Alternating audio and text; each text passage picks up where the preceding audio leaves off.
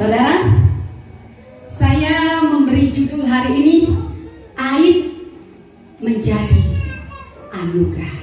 Dari aib menjadi anugerah. Next, saya akan mengawali firman Tuhan hari ini dari kisah Joyce Meyer. Sebelum saya tahu kisahnya, saya pernah dan saya sarankan bagi Bapak Ibu yang suka membaca buku namanya Medan Perang. Pikiran adalah Medan Perang. Itu bukunya sangat memberkati. Awalnya saya tidak tahu kisah Joyce Meyer. Saya saat itu masih SMP. Bukunya sampai sekarang sangat memberkati siapapun yang membaca, karena dia menghidupi apa yang dia alami bersama Tuhan. Khotbah-khotbahnya adalah khotbah yang hidup. Jutaan terutama perempuan-perempuan yang terluka dipulihkan dengan kesaksiannya. Saudara, tahukah Anda siapa Joyce Meyer? Dia masih, Anda bisa lihat Joyce Meyer Ministry. Ya, dia seorang perempuan. Ini masih awet muda ya saudara. Jadi kita perempuan-perempuan, kita bisa tanya dia kenapa ya. Dia kelahiran tahun 1943 dan acara TV show-nya masih ada. Dia tetap aja awet gitu ya saudara ya. Saya percaya itu karena kuasa firman ya saudara. Tahukah Anda, perempuan yang saat ini dipakai Tuhan luar biasa, ternyata dulunya punya aib yang dia sembunyikan. Pernikahannya yang gagal, kepahitan yang dia bawa kemana-mana, aib yang dia sembunyikan. Rumah yang seharusnya menjadi tempat perlindungan bagi setiap anak, ternyata tempat di mana dia dilecehkan. Dan yang paling menyakitkan, ayah yang seharusnya melindungi putrinya justru memperkosa putrinya, bukan sekali, bukan puluhan, tapi ratusan kali. Joyce Meyer menyimpan kepahitan dan terpenjara. Dia tetap ke gereja, dia tetap orang Kristen. Dia menyimpan aib itu. Saudara, orang yang dilukai jika tidak dipulihkan, secara sadar atau tidak sadar, akan melukai dirinya sendiri dan orang lain. Pernikahannya gagal. Sampai satu kalimat yang menyentuh dia. Roh Kudus berbicara, kau mau bahagia atau tidak? Pilihan ada di tanganmu. Dan saat itu Joyce Meyer yang sangat kepahitan sama bapaknya yang seharusnya melindungi dia, tetapi melecehkan dia berkali-kali di rumah di mana seorang putri harus dilindungi, tapi justru direndahkan. Namun dia membuat keputusan. Ketika dia antara hidup dan tidak hidup, dia membawa aib itu, menyimpan kepahitan, dan dia hanya mau mengasihani dirinya, dan dia tidak sadar melukai orang-orang yang dekat. Kegagalannya dalam pernikahan terjadi beberapa kali, dan sampai satu titik ketika Roh Kudus menjamah, dia membuat keputusan. Memang ini tidak instan, butuh proses. Saya mau memilih mengampuni ayah saya. Saudara, pengampunan bukan soal perasaan, tapi soal keputusan. Siapa bilang mudah? Semakin dalam lukanya, semakin butuh waktu yang panjang untuk mengampuni. Dan memang tidak bisa dengan kekuatan kita, tapi minta kekuatan dari Roh Kudus. Pilihannya, apakah kita mau membuat keputusan atau tetap menyimpan luka itu dan menyimpan segala aib itu. Saudara, Joyce Meyer dipakai Tuhan luar biasa. Ketika aibnya diserahkan pada Tuhan, luka batinnya diserahkan pada Tuhan, Tuhan ahli. Karena dia yang menciptakan kita, dia yang paling ahli untuk memulihkan setiap luka kita. Tuhan tidak pernah menghapus masa lalu kita, tapi dia sedang mengubah maknanya menjadi lebih bermakna. Saudara, Joyce Meyer menyentuh banyak perempuan yang menyimpan kepahitan. Saudara, bukan hanya perempuan, mungkin Anda pernah dilukai. Next, saudara, apa itu aib? Jangan-jangan nanti kita ngomong, apa ya aib ya? Aib itu sesuatu yang kita sembunyikan. Biasanya itu dilakukan orang terhadap kita yang tidak kita inginkan, yang menyakitkan, yang memilukan, saudara. Dan anugerah itu apa? Anugerah itu sesuatu yang tidak layak kita terima. Aib menurut dunia sesuatu yang memalukan. Tetapi aib menurut firman Tuhan, di mana kita kehilangan kemuliaan Allah. Namun saudara, ada berita yang sangat-sangat penuh sukacita. Injil adalah berita gembira. Saudara, bukankah Tuhan kita, Raja kita, Raja segala raja itu yang pernah jadi manusia? Yesus bukan manusia yang dituhankan, tapi Tuhan yang pernah jadi manusia. Dia bisa ambil tempat tertinggi untuk dia lahir ke dunia ini, tapi dia pilih kandang domba. Tidak ada pengikut yang pernah lahir di kandang, tapi Raja pemilik semesta itu memilih lahir di kandang domba. Dan bukan itu saja, dia bisa pilih rumah sakit yang terbaik untuk lahir, tapi dia pilih yang paling hina. Dia bisa pilih tempat mati yang paling layak, tapi dia pilih kutuk, karena salib adalah tempat terkutuk. Betul. Karena apa? Karena dia datang ke dunia ini untuk melayani, bukan dilayani. Dia yang mulia, dia ambil tempat terhina supaya semua yang hina jadi mulia, kutuk jadi berkat.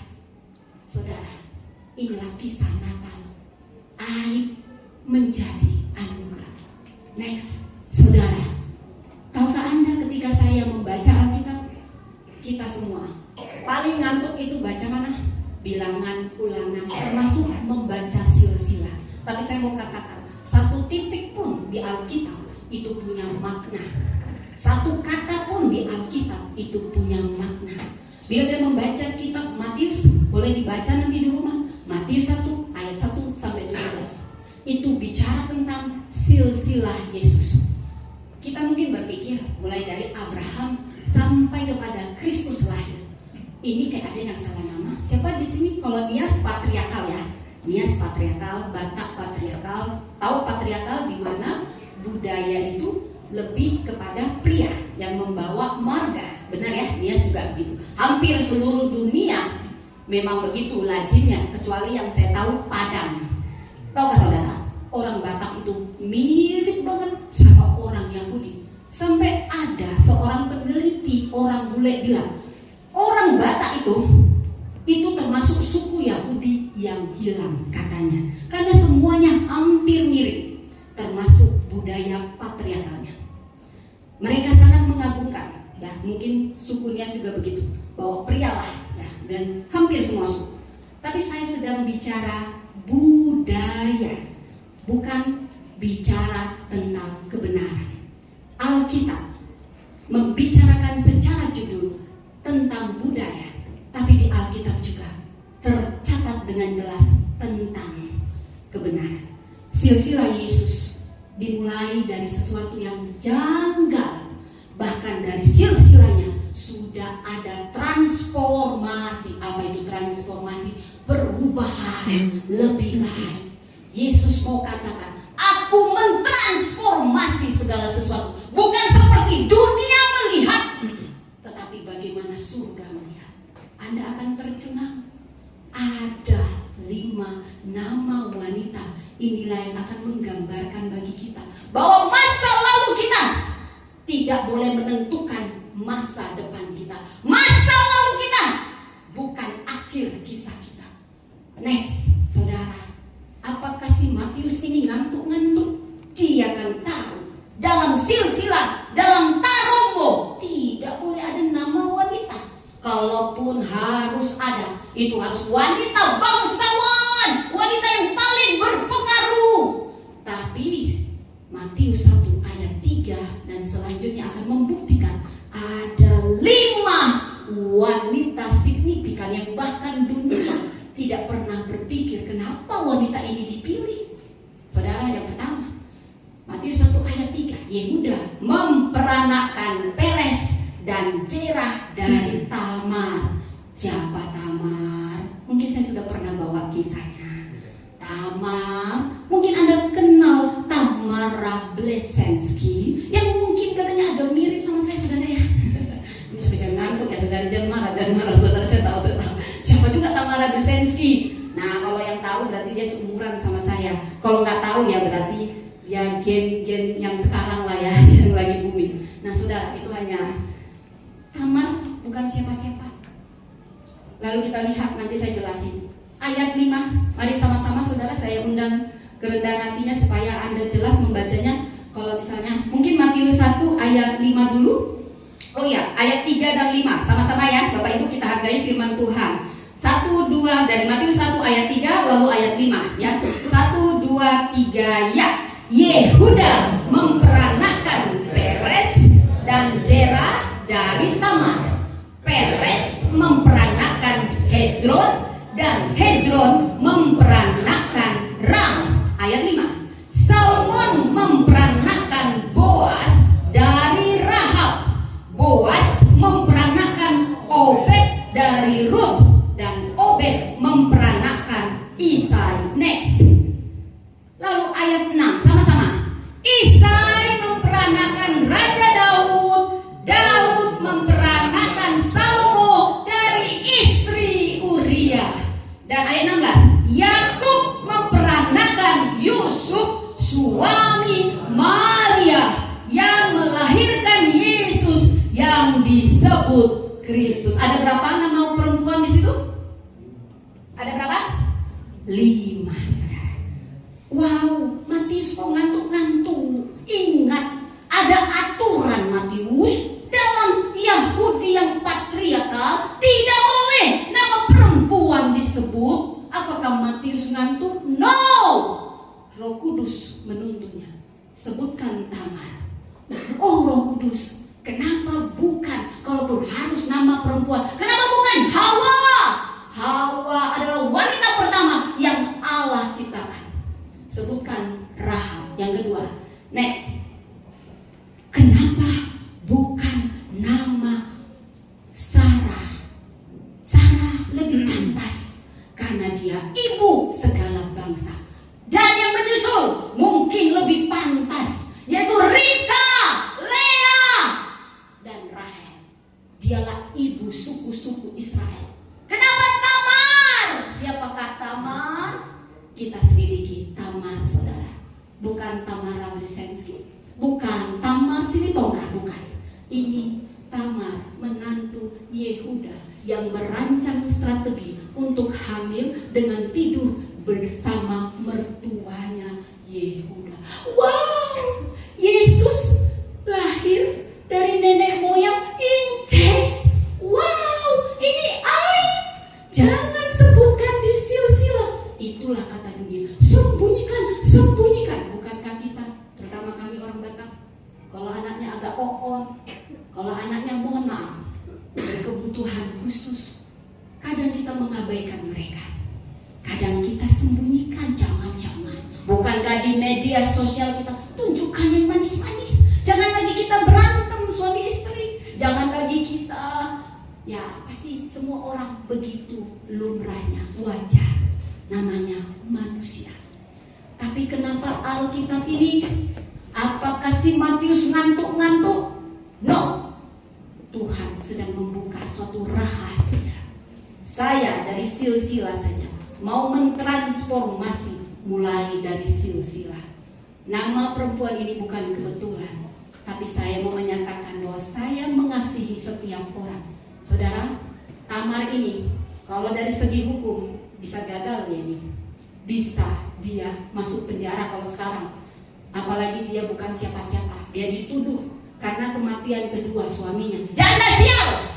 Kalau kita mulut-mulut, terutama ya mulut-mulut mama-mama Batak yang penggosip. Udah janda sial, janda kegatalan. Memang kamu Tamar. Tapi Tuhan melihat jauh ke dalam hati. Hati yang tulus seperti merpati, hanya Kau yang memiliki. Dunia hanya taunya menghakimi, menghakimi. Tapi Tuhan, Dia menilai hati yang hancur. Tamar bukan siapa-siapa, tapi dihormati. Namanya masuk silsilah. Cara Tuhan memandang beda dengan dunia. Aib itu aib, incest mertua sama menantu. Untung si Yehuda besar hati, dia ngaku Yehuda sedang ditransformasi. Yehuda adalah gambaran kita, siapapun kita yang berani terbuka. Terbuka adalah awal dari melihat kenapa dari anak-anak Yusuf, anak-anak Yakub, bukan Yusuf dulu harus bertanya, kenapa ya Tuhan? Bukan dari Yusuf yang paling baik dari semua anak Yakub. Salah satunya karena Yehuda, pilihan kedaulatan Allah, tapi juga mencerminkan kita. Dia lebih mencerminkan untuk kelahiran Kristus. Next. Kemudian tadi yang saya ingat namanya adalah Rahab. Saya pernah bawa di sini. Rahab siapa? Apakah dia wanita kondang makanya masuk silsilah melanggar aturan budaya? Bukan. Dia pelacur kelas kakap. Semua petinggi Yeriko mungkin sudah menikmati servisnya. Kenapa dia bisa percaya sama Allah? Mungkin kita kalau pelacur ya, rendah kamu ya. Kamu udah bertobat juga, ingat ya masa lalumu pelacur. Begitulah kita manusia menghakimi. Tapi beda dengan Tuhan. Beda cara Tuhan menilai kita. Ini aib. Walaupun dia sudah bertobat, walaupun dia sudah baik, ingat masa lalunya adalah pelacur. Begitulah manusia. Setiap intimidasi itu bukan datang dari Tuhan. Sejauh timur dari barat semek, walaupun dosamu merah seperti kirmiji, Tuhan tidak pernah ungkit ketika kau datang dan mempersembahnya kepada Tuhan. Karena itulah Rahab, dia punya iman yang besar, hati yang besar, dan berani ambil resiko. Tuhan menghargai iman kita saat ini. Dia tidak pernah ungkit masa lalu yang kita sesali dan kita bertobat. Dia tidak pernah ungkit, walaupun kau sudah bertobat, tapi kau wanita pelacur, tetap berkatnya setengah. Karena ini dari dulu baik, gak pernah macam-macam. Kayak kamu Rahab, berkatnya 2 kali. Tidak. Mau sebesar apapun dosamu di masa lalu, ketika kau bawa ke kaki Tuhan, Tuhan tidak pernah mengungkitnya. Yang mengungkitnya adalah iblis, supaya kau tidak layak, merasa tidak layak. Next. Siapa wanita yang ketiga? Rut. Rut dari mana? Apakah dia orang Israel? Apakah dia wanita bangsawan? No. Dia hanya janda. Lalu kita selidiki. Bibit, bebet, bobot. Bukankah begitu kita kalau mau cari menantu? Dia ternyata dari bangsa Moab. Siapa bangsa Moab? Musuh Israel. Jahat. Perempuan hamil di pantai, bayinya dikeluarkan lebar. Anak-anak kita persembahan sama dewa, bunuh, bakar. Itulah bangsa Moab. Dan Yesus lahir, nenek moyangnya adalah Rut, ada darah Moab. Artinya apa? Tuhan tidak peduli kau mau orang Batak, mau orang Chinese, mau orang Jerman, mau orang Amerika. Manusia yang suka membeda-bedakan, Tuhan tidak pernah membeda-bedakan. Tuhan cinta segala bangsa di dunia. Inilah buktinya. Bahkan dari silsilah, kenapa Roh Kudus menuntun Matius harus menyebutkan itu. Walaupun Israel adalah bangsa pilihan, tapi siapapun yang percaya menerima anugerah keselamatan. Next, Rut orang yang setia. Akhirnya dia menikah sama Salmon.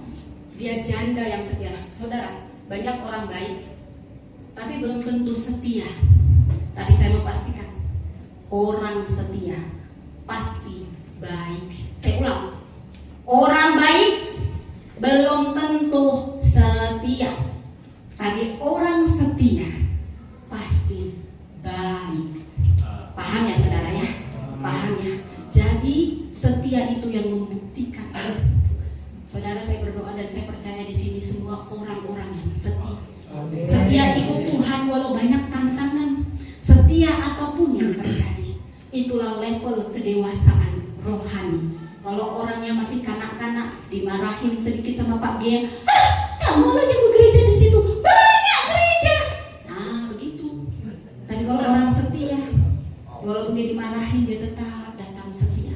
Di situ promosi akan datang. Seperti pada Rut, dia tidak hitung-hitungan, jangan pernah hitung-hitungan ya. Aduh, saya nanti berkenalan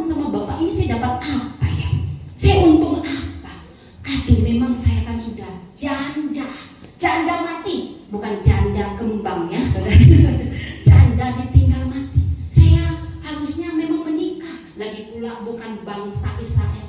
Aduh, Naomi ini sudah tua renta. Betul yang dia bilang. Lagi pula dia kok yang suruh aku pulang. Tapi apa jawab wanita setia ini? Dari yang namanya bangsa Moab yang jahat, ternyata ada wanita yang paling setia. Bahkan saya belum menemukan wanita ini di Israel. Jangan desak aku, Naomi. Allahlah Allahku, bangsamu lah bangsaku. Oh, ini hati yang besar, hati yang tulus, kesetiaan tingkat dewa. Dia tidak aji mumpung, dia tidak tawar menawar, dia tidak peduli masa depannya bagaimana. Karena itu Tuhan menghargai. Dan saya katakan, promosi akan datang pada Anda yang setia. Manusia mungkin lupa, kau yang setia dalam senyap, tidak ada yang melihatmu, tidak ada yang ingat kau, tapi kau setia. Tuhan kita selalu ingat orang-orang setia. Pada waktunya dia angkat dengan cara yang ajaib, seperti Ruth nikah sama Salmon, anaknya Boaz, saudara. Dan kita next Batseba. Siapa tahu kisah Batseba? Batseba masih ada. Inilah celah Raja Daud, sehingga banyak konsekuensi. Saudara, memang Allah kita penuh kasih, tapi jangan macam-macam ya. Kan Allah penuh kasih. Nanti aku melakukan dosa, aku bertobat. Dosa, aku bertobat. Oh, betul, memang Allah penuh kasih. Tapi Allah yang disiplin, tegas, disiplin, penuh kasih. Itulah kasih. Seperti kita mendisiplin anak-anak kita. Saudara, Daud dan Batseba. Tahukah Anda siapa yang paling terluka dari kasus kejatuhan Raja Daud dengan Batseba selingkuh? Bukan Raja Daud yang paling terluka, tapi seorang perempuan yang tidak pernah diperhitungkan. Pasti disebut pelakor. Batseba pelakor, pelakor. Kau membuat raja kami jatuh, pelakor. Begitu. Pasti saingannya kan banyak. Raja Daud kan istrinya banyak, guntingnya banyak, makanya jangan coba-coba poligami di sini ya saudara ya. Satu istri aja ribet saudara. Makanya kekristenan saya kagum tidak pernah setuju dengan poligami. Ya saudara, ini kok jadi bawa ke poligami sih gitu ya. Maksudnya begini, saudara, ini kita terus terang aja ya. Kalau orang banyak istrinya, sebenarnya persaingan itu bukan yang lain, antar istri. Jadi si Batseba ini punya banyak saingan, yaitu istrinya para Raja Daud, saudara. Dan biasanya yang disalahkan adalah perempuan. Padahal dalam kasus Raja Daud, yang jadi korban utama adalah Batseba. Kematian Uria, kematian anak. Ini hancur hatinya. Tapi udah hatinya hancur, lain lagi ejekan, manusia nggak tahu, manusia nggak pernah tahu, tapi Tuhan tahu. Mungkin saudara saat ini punya luka-luka. Saudara nggak salah, tapi semua mata menghakimi Anda seakan-akan Anda yang salah. Anda nggak bisa membela diri. Tapi saya mau katakan, Tuhan mengingat air mata Anda satu persatu. Mungkin Anda tidak bisa, oh belum ngomong, diam kamu memang pelakor. Mau ngomong lagi, kamu memang, kamu.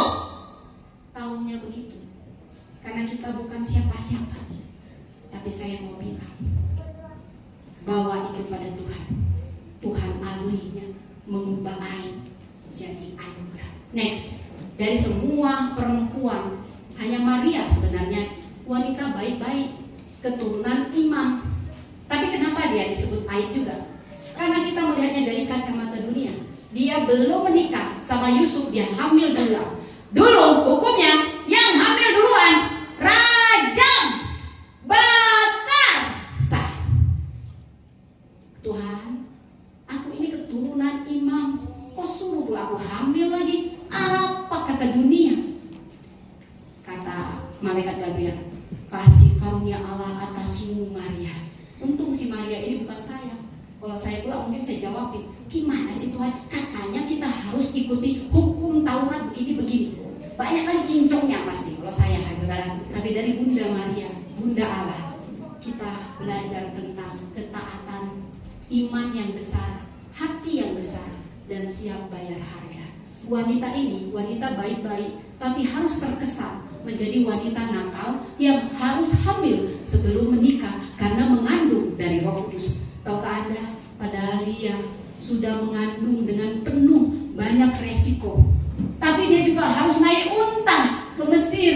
Dia harus melahirkannya. Tuhan, aku akan mengandung juru selamat. Bolehkah hotel bintang 5? Ternyata lahirnya di mana? Kandang domba. Bolehkah naik Mercedes? Ternyata apa? Saya pasti nyambut sudah hamil, pernah hamil saudara. Nggak nyaman ya kalau sudah mau waktunya ya. Oh ya, ini ada ibu ya saudara ya. Coba bayangkan ibu ini naik unta. Ya ampun, saya mengandung dari Roh Kudus. Saya disalahpahami, disalah mengerti. Saya pikir kalau mengandung juru selamat lahirannya di hotel, di kandang domba.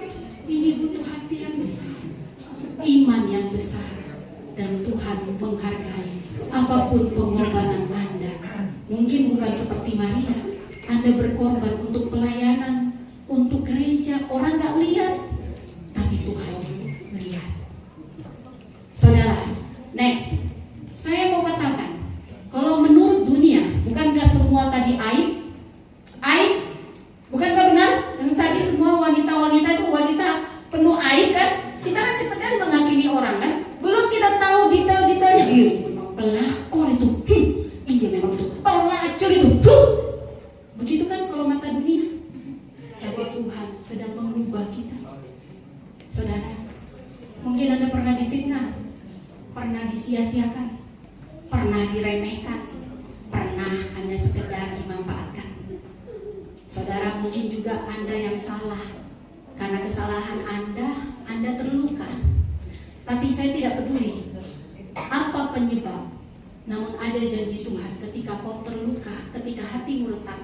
Mazmur 147 dan Mazmur 14 ayat 19. Tuhan itu dekat sama orang yang patah hati. Dekat sama orang yang remuk hatinya. Tidak peduli aku yang salah, karena aku Tuhan, semua ini karena aku. Tuhan, aku tidak salah, aku difitnah. Apapun yang menjadi alasan, ketika hatimu retak, hancur, Tuhan dekat kepadamu. Itu janjinya. Dia dekat sama orang-orang yang remuk hatinya. Dia tahu Tamar, dia tahu Rahab, manusia taunya hanya mencemooh. Dia tahu Batseba, dia tahu Rut, dia tahu semua. Next, saudara, hanya 3 pesan bisa dibawa pulang di akhir tahun. Pertama, saudara, siapa kita nggak pernah punya luka? Saya punya banyak luka, saya punya banyak aib juga saudara. Mungkin saat ini Anda punya luka-luka yang Anda tidak sadar Anda simpan jadi kepahitan. Tapi ketika Anda bawa kepada Tuhan, Tuhan tidak hanya sembuhkan, tapi akan maksimalkan potensi Anda dan deklarasikan identitas Anda. Di Jepang ada karya seni namanya kintsugi. Coba sama-sama katakan kintsugi. Nanti cari tahu di internet. Kintsugi. Apa itu kintsugi? Itu memperbaiki keramik-keramik yang pecah. Kalau dia jual keramik harganya 50.000, setelah pecah dan diperbaiki harganya bisa 5 juta sampai 50 juta. Wow nggak? Wow banget. Coba sama-sama katakan wow banget. Biar jangan ngantuk ya saudara ya. Kalau saya ada nyegak-nyegak itu berarti saya sedang membangunkan seseorang yang ngantuk ya saudara. Baik saudara, jadi ini adalah cerminan kasih Tuhan. Saudara, saya tidak tahu, semakin banyak luka Anda, sekarang keputusannya ada pada Anda. Anda mau melepaskan pengampunan untuk setiap kepahitan dan menyerahkan pada Tuhan. Anda tidak perlu lagi sembunyi, mengasihani diri sendiri. Dan kalau Anda bawa kepada Tuhan, Dia akan pulihkan, tidak setengah-setengah. Anda yang dulu mungkin sembunyi, tidak mau bahas, tapi itu dipulihkan. Seperti kintsugi ini, mangkok yang retak justru setelah diperbaiki harganya 50 juta. Kenapa? Karena tinta emas yang pecah. Semakin banyak pecahnya, nanti semakin mahal. Kenapa? Karena emasnya semakin banyak, semakin indah. Kenapa? Karena ada tinta emas. Artinya apa? emas adalah kasih karunia Tuhan. Kasih karunia Tuhan tidak pernah kurang untuk dosa sebesar apapun, untuk aib sedalam apapun. Kasih karunia Tuhan selalu cukup bisa menjamah siapapun. Mungkin lukamu banyak, terlalu banyak, Tuhan terlalu banyak. Mungkin pecahannya terlalu sulit Tuhan. Tapi Tuhan mau katakan, aku yang menciptakan. Tinta emas kasih karuniaku selalu cukup. Luka-lukamu akan kuubah jadi panggung kesaksian. Next. Ya, yang kedua. Dulu Josh Meyer sembunyi. Aku sembunyi. Jangan ku bilang aku diperkosa waktu kecil, malu aku. Nanti gak ada pria yang mau sama aku. Dasar kau ayah, ku bunuh kau. Dia hanya mengasihani diri, menyimpan kepahitan. Ternyata dia baru sadar. Ketika kita dendam, kita memenjarakan diri kita sendiri. Tapi ketika kita melepas pengampunan, yang kita lepaskan bukan yang menyakiti kita, tapi lebih dulu diri kita sendiri. Siapa bilang mudah? Sulit. Butuh waktu? Yes. Butuh proses? Yes. Tapi setiap luka itu akan jadi panggung kesaksian dimanapun kita berada. Banyak wanita dipulihkan ketika Josh Meyer bersaksi. Itu dia tidak pernah malu lagi, saudara. Bahkan ada hamba Tuhan yang saya dengar bagaimana dia diperkosa oleh pembantunya. Kalau pejabat yang memperkosa masih mending, saudara. Tapi itu tidak lagi menjadi luka, karena tinta emas Tuhan sudah mengisinya, mengubah aib itu jadi anugerah. Dan yang ketiga, saudara, next.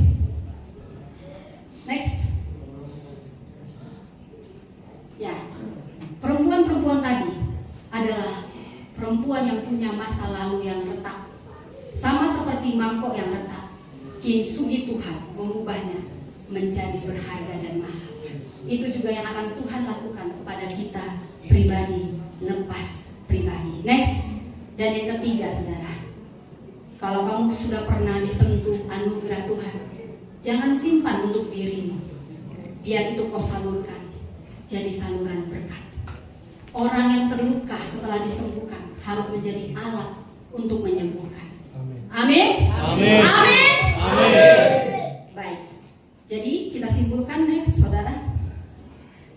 Aib di tangan manusia hanya jadi beban, penghakiman, penolakan, intimidasi. Tapi saya mau katakan, Matius 1 menyebutkan dengan jelas dari 5 perempuan ini, aib di tangan Tuhan menjadi anugerah.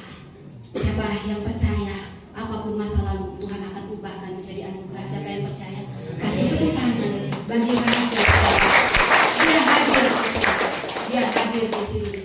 Karena Allah kita turut bekerja dalam segala sesuatu, mendatangkan kebaikan. Saudara, saat Anda dipulihkan, percayalah, yang lama sudah berlalu, sesungguhnya yang baru sudah datang. Dan setiap kepingan hidup, Tuhan menenun karya indah dalam kita. Next. Jadi bisa disimpulkan, jangan lupa saudara, jangan hanya ingat kintsugi, jangan hanya ingat pelakor atau pelacur ya saudara ya. Next. Jadi saya simpulkan, next. Halo. Nah, kalau ditanya tadi firman Tuhannya apa? Bawa pulang ini untuk akhir tahun, saya percaya Tuhan sedang bekerja. Apapun lukamu, apapun aibmu, itu akan dipulihkan ketika Tuhan menyentuhnya. Identitasmu dipulihkan, potensimu dimaksimalkan, aibmu diubah jadi panggung kesaksian anugerahnya, dan kau menjadi saluran berkat. Inilah aib menjadi anugerah. Jadi apa yang harus kulakukan setelah pulang ini? Next. Serahkan aibmu, serahkan lukamu. Saya nggak tahu saudara, mungkin ada yang kau pura-pura, tapi saya tahu Roh Kudus sedang bicara. Jangan akhiri tahun ini masih menyimpan kepahitan. Tidak perlu malu dengan aibmu, serahkan sama Tuhan. Saya tidak tahu, tidak perlu tunjuk tangan saudara, Anda tidak perlu tegar. Tapi Roh Kudus bicara. Ada orang yang menyimpan kepahitan. dan dia tidak sadar dia memahitkan orang lain. Ini firman buatmu. Serahkan itu pada Tuhan, Dia ahlinya. Dan lihatlah dirimu dengan anugerah. Jangan lagi mengasihani diri. Begitu pula ketika kita terima anugerah, jangan cepat menghakimi orang. Karena kita ada bukan karena kekuatan kita, tapi anugerah Tuhan. Dan kalau kau sudah dipulihkan, jangan simpan untuk dirimu. Jadikan untuk kesaksian awal tahun nanti kalau bisa. Dan hiduplah sebagai saluran anugerah. Jangan hanya untuk dirimu sendiri. Kasih tepuk tangan buat Tuhan. Saya undang pemain musik. Besar